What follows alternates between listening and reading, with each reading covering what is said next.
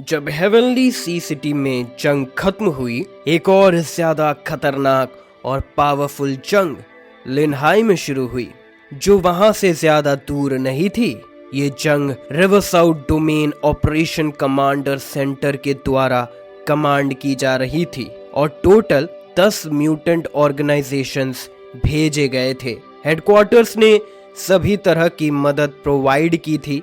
सबसे जरूरी बात ये थी कि चाइना का नेब्यूला सिस्टम उनकी मदद कर रहा था, जो उन्हें गाइड करता और इक्लिप्स फोर्स के मूवमेंट्स को यूनिवर्स से मॉनिटर करता था। इस टाइम एक शॉपिंग मॉल में इक्लिप्स मून के 13 लोग एक वेयर हाउस में खाना खाने का मजा ले रहे थे। एक मिडिल एज्ड आदमी जिसे गोल्ड रिम्ड ग्लासेस लगा था, जिंगूजी सेरो, न्यूज बॉय कैप पहने हुए था और उसने अपनी हॉरर आवाज में कहा, हमने यहाँ इतने लोग मार दिए हैं और रिवरसाउथ डोमेन से जो लोग हमें हंट करने आएंगे वो जल्द ही पहुंचने वाले हैं। टीम लीडर, आप क्या सोच रहे हो? अगर हम उनसे लड़ते रहें तो ये हमारे लिए काफी डेंजरस होगा। जब फैंग हैंग यूंग जिन, जो इक्लिप्स ग्रुप का लीडर था, उसने ये सुना तो बस आसानी से मुस्कुराया, पर उसकी मुस्कान में एक ईवल चार्म था। उसने अपने हाथ से एक कॉन्फिडेंट और फ्लैम्बॉयंट गेस्चर के साथ जिंगूजी से कहा, तुम बिल्कुल सही वक्त पे आए हो। अगर हमने उनको इक्लिप्स ग्रुप की ताकत नहीं दिखाई तो वो हमसे कैसे अच्छे से कोऑपरेट करेंगे? जिंगूजी ने अपना खाना नीचे रखा और अपने चेहरे पर नफरत के साथ कहा, तुम हमेशा ऐसे ही रहते हो। तुम्हें एडवेंचर का शौक है। हाँ, ताकेयूची के साथ टाइट रोप पे चलने जैसा फील होता है, पर ये वैसे भी अच्छा नहीं है। फैंग हैंग यून ने मुस्कुराते हुए ताकेयूची, मायूमी और टीम की तरफ कदम बढ़ाए और कहा, पर अभी ये हमारे लिए सबसे फायदेमंद अप्रोच है ना? तुम्हें चिंता करने की जरूरत नहीं है। रिवरसाउथ डोमेन अपनी पूरी ताकत हमारे साथ डील करने में नहीं लगा सकता। मुझे जो पता है, उनके अपने रीजन में काफी प्रॉब्लम्स है जो उन्हें थका देगी। जब तक हम उन्हें थोड़ा दर्द नहीं देंगे, उन्हें ये नहीं पता चलेगा कि हमसे टकराना कितना खतरनाक है।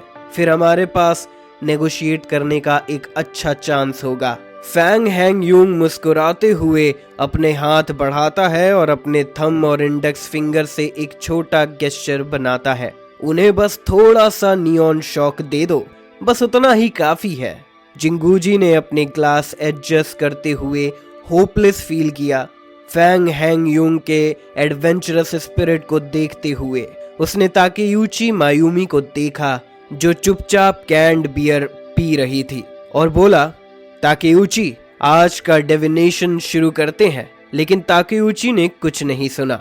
फैंग हैंग यूंग मुस्कुराया और अपना हाथ उसकी तरफ बढ़ाया और कहा, मायूमी, शुरू करते हैं। ताकेयूची ने ओबीडेंटली अपना सर हिलाया। उसने अपने हाथ से कैन बियर नीचे रखा, अपने ग्लव्स उतारे और अपने बहुत ही सफेद होठों को सबको दिखाया और अपने बहुत ही सफेद हाथों को सबको दिखाया। फिर धीरे से अपना दाहिना हाथ अपने टेम्पल में डाला। अगले पल उसने अपने सर से एक स्क्रोल निकाला। ये सीन देख के सब लोग हैरान हो गए। सबकी आंखों में चमक आई। वो शॉर्ट हेयर लड़का जो खाना खा रहा था, उसने भी खुशी से कहा, मैं सबसे ज्यादा मायूमी की डिविनेशन देखना पसंद करता हूँ। मायूमी, ताकेयूची ने स्क्रोल को जमीन पर फैला दिया और फिर अपने कपड़ों में से एक बोतल निकाली जो लाल लिक्विड से भरी हुई थी। उसके बॉडी टेम्परेचर की वजह से लिक्विड फ्रीज नहीं हुआ।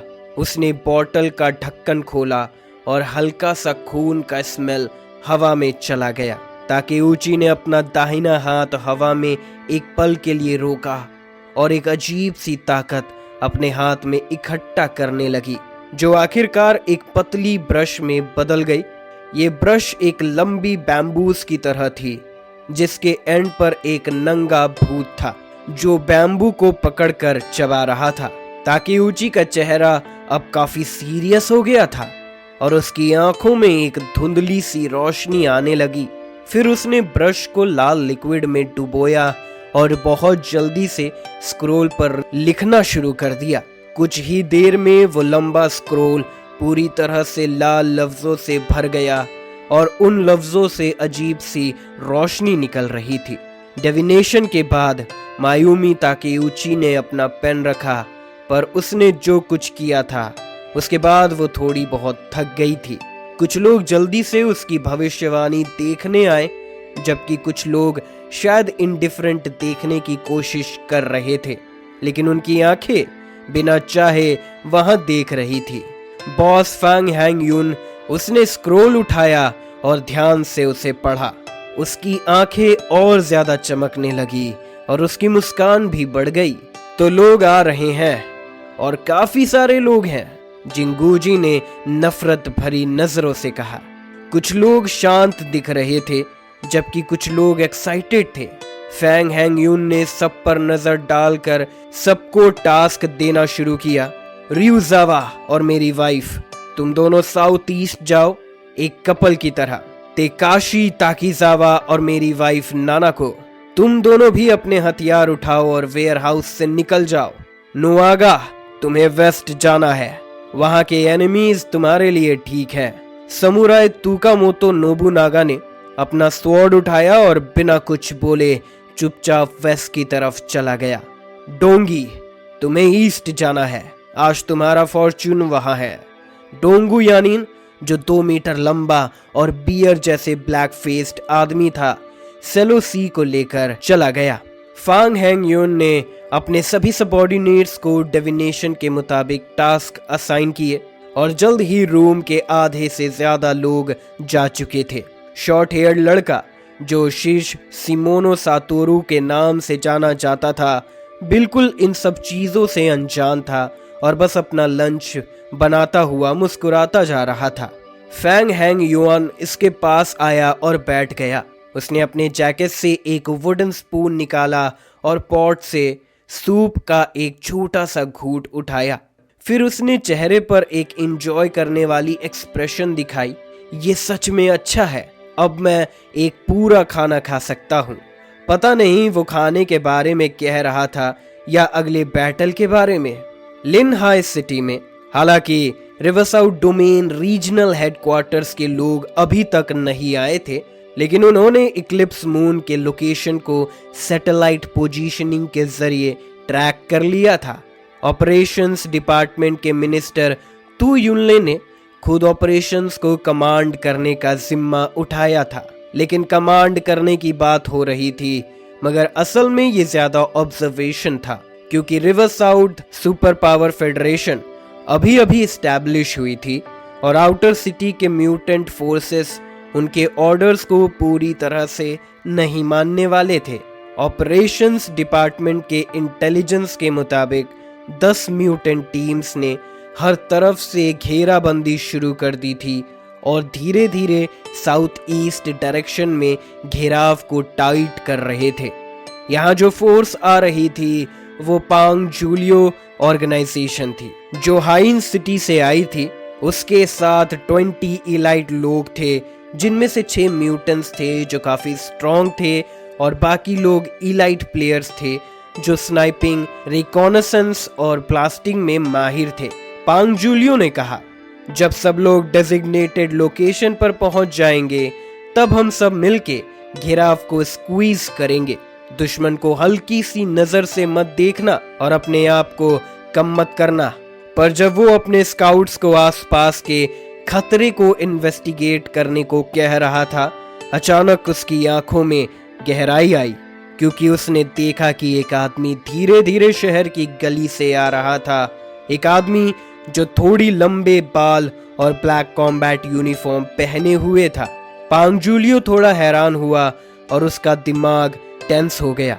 उसने तुरंत अपने लोगों को बैटल के लिए तैयार होने को कहा। जब पांग जूलियो कम्युनिकेशन कंटिन्यू करने जा रहा था, उसने अचानक अपने कान में एक तेज इलेक्ट्रिक साउंड सुना जो उसके कान में दर्द पैदा कर रहा था। पांग जूलियो ने उसे गाली देने का सोचा, पर फिर उसने देखा कि वो आदमी कुछ सोचकर रुक गया जो उससे 100 मीटर्स दूर था। उसका दाहिना हाथ अपने जेब में था और वो बिना किसी एक्सप्रेशन के वहां देख रहा था। फिर उसने अपने दाहिने हाथ से एक कॉइन निकाला और अपने थंब और इंडेक्स फिंगर के बीच उसे रखा। अचानक उसके शरीर से एक सफेद इलेक्ट्रिक लाइट निकलकर बर्स्ट हो गई और वो कॉइन सुपर इलेक्ट्रोमैग्नेटिक कैनन की तरह एक मिसाइल बन गया। कॉइन ने स्पेस को पेनिट्रेट करते हुए हाइन के लोगों की तरफ शूट किया। लाइटनिंग की स्पीड बहुत फास्ट थी और लोगों को ये अटैक होने का एक्सपेक्ट नहीं था।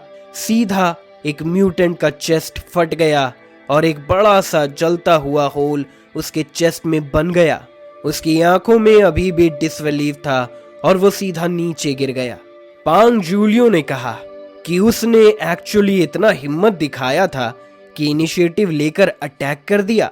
पांग जूलियो ने कभी सोचा नहीं था कि वो हंटर्स है और दूसरी पार्टी प्रे है, लेकिन प्रे ने कैसे डेयर कर दिया कि हंटर के सामने अपने क्लॉज दिखाए।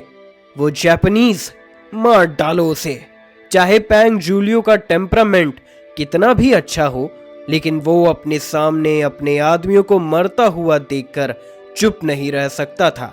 उसने गुस्सा करके चीख मारा और उसका पूरा शरीर जल्दी से बढ़ने लगा। गोल्डन लाइट ने उसे घेर लिया। उसके मसल्स बढ़ रहे थे और वो अचानक एक गोल्डन बुद्धा बन गया जो 4 मीटर से भी ज्यादा ऊंचा था। आयन सिटी का बुद्धा कोर इंडेस्ट्रक्टिबल था। पांग जूलियो और उसकी टीम को थोड़ा शॉक लगा, लेकिन उनका नंबर गेम काफी स्ट्रॉन्ग था। डेल्टा लेवल पर पांग जूलियो को संभालते हुए उन्हें ताकीजावा ताकेशी से डर नहीं लग रहा था, जो अकेले आया था। एडवांटेज तो मेरा ही था। पांग जूलियो और बाकी सब यही सोच रहे थे। जैसे ही उन्होंने अपनी एबिलिटीज एक्टिवेट करके ताकीजावा ताकेशी को मारने की प्लानिंग की, एक मेलोडियस म्यूजिक का साउंड आने लगा दूर से। आवाज डीप और रिच थी, कुछ फ्लूट के साउंड जैसी। ये आवाज कंक्रीट बिल्डिंग के बीच से होकर म्यूटेंट ग्रुप तक पहुंच गई। सभी के सामने का सीन अजीब तरीके से डिस्टॉर्ट हो गया। लाइट मिक्स हो गई, जैसे हजारों कलरफुल बटरफ्लाइज आंखों के सामने उड़ रहे हों। पूरा वर्ल्ड डिस्टॉर्ट हो गया। उनके सर में दर्द होने लगा और वो समझ नहीं पा रहे थे कि हाथ और पैर कहाँ रखना है। पांग जूलियो ने गुस्से में कहा, ये एक साइकिक एबिलिटी यूजर है, अपने कान बंद कर लो। लेकिन जब म्यूजिक बज रहा था, ताकीजावा ताकेशी ने अपने हाथ उठाए। उनके उंगलियों के बीच 8 कॉइन्स थे और उसने उनके डायरेक्शन की तरफ पॉइंट किया। सुपर इलेक्ट्रोमैग्नेटिक गन ने हवा में तेजी से सिल्वर लाइटनिंग डाली। इलेक्ट्रिसिटी कॉइन के साथ सर्ज कर रही थी और 8 सिल्वर लाइटनिंग ट्रैक्स हवा में बन गए। पांग जूलियो के ग्रुप के एनकाउंटर ने बाकी 9 फोर्सेस का अटेंशन खींच लिया। हाइन सिटी के म्यूटेंट्स पर अटैक हो गया। कितनी बेचारी किस्मत है इनकी। लगता है कोई उनसे भागकर निकलना चाहता है। किसी ने कम्युनिकेशन चैनल में पूछा, क्या हमें उनको सपोर्ट करना चाहिए? कॉल में कुछ देर तक साइलेंस रही। फिर काफी देर बाद किसी ने हल्की आवाज में कहा, क्यों ना हम उन्हें देखने चले? लेकिन किसी ने उसका जवाब नहीं दिया। इस मिशन की रिवॉर्ड काफी अच्छी थी और जो सबसे ज्यादा मैट्रियस होगा उसे पूरा लिन हाई सिटी मिल जाएगा। रिवॉर्ड काफी ज्यादा था, लेकिन 10 फोर्सेस इन्वॉल्व्ड हैं और सब एक दूसरे से डायरेक्टली compete कर रहे हैं। अगर पैंग जूलियो के लोग एक्लिप्स मून ग्रुप के साथ लड़कर उनका स्ट्रेंथ कम कर सके तो बाकी सब के लिए ये एक अच्छी खबर होगी। लेकिन उनके ख्याल जल्दी बदल गए। योंजो सिटी में ली तियानलोंग की लीड वाली टीम अभी भी स्टैंड बाई पे थी। सोच रही थी कब सपोर्ट के लिए जाएं। पैंग जूलियो के पास से एकदम से एक हवा में तोड़ने की आवाज आई। ली तियानलोंग ने ऊपर देखा और देखा कि एक साया हाई राइज बिल्डिंग से नीचे गिर रहा है, जहां वो लोग छुप रहे थे। समुराई ने गहरी आवाज में कहा, वन स्वॉर्ड स्टाइल, और सॉलिड ब्लेड हवा में चमक रहा था जो अंधेरे वाले एरिया को रोशन कर रहा था। सुकामोतो नोबुनागा क्राउड में घुस गया और सब लोगों के रिएक्ट करने से पहले ही 5 लोग काट दिए गए थे, बिल्कुल उनके सर से। ली तियानलोंग का चेहरा उड़ गया। ये कैसे हो सकता है?